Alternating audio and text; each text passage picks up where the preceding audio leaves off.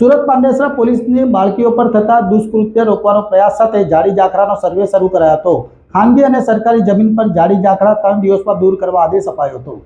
Surat police મહિલા અને પ્રજાની સુરક્ષા મામલે ચિંતિત બની અનોખી પહેલ કરી છે, જેમાં પાંડેસરા પોલીસનો બાળકીઓ પર થતા દુષ્કૃત્ય રોકવાનો પ્રયાસ કરવામાં આવ્યો હતો। પાંડેસરા પોલીસે તેમના વિસ્તારમાં આવેલા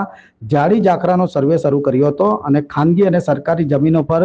જાડી ઝાખરા 3 દિવસમાં દૂર કરવા આદેશ આપ્યો હતો। સ્થાનિક પીઆઈએ જણાવ્યું હતું કે બાળકીઓની સલામતી એ જ પોલીસની જવાબદારી છે, જેથી પાંડેસરા પોલીસે અવાવરૂ જગ્યાઓ સહિતના વિસ્તાર પણ ચકાસ્યા હતા અને આવા વિસ્તારનો સર્વે શરૂ કર્યો હતો। આ કામગીરી દરમિયાન પાંડેસરા પોલીસ ઇન્સ્પેક્ટર સહિત સર્વેલન્સ ટીમના માણસો સાથે પોલીસ ઉચ્ચ અધિકારીઓનો સ્ટાફ પણ જોડાયો હતો।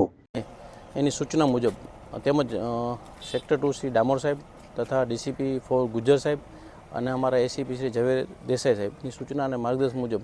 પાંડેસરા વિસ્તારમાં કોઈ અનિચ્છનીય બનાવ ન બને તે બાબતની તકેદારી ભાગરૂપે આજ અમે અમારી ટીમ પાંડેસરા પોલીસની ટીમ સાથે વડોદ ગામમાં અગાઉ નાના બાળકના રેપ વિથ મર્ડર જે થયેલા છે જાડી ઝાખરાઓમાં અને જે એકદમ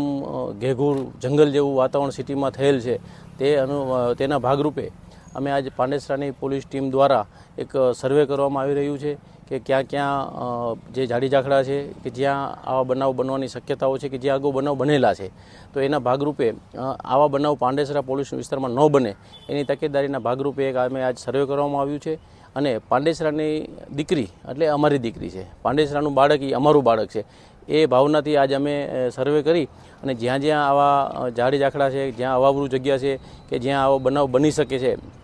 એના ભાગરૂપે આજે અમે એક અમારી ટીમ સર્વે કરી રહી છે અને આગામી દિવસોમાં એનું રિઝલ્ટ લાવવા માટે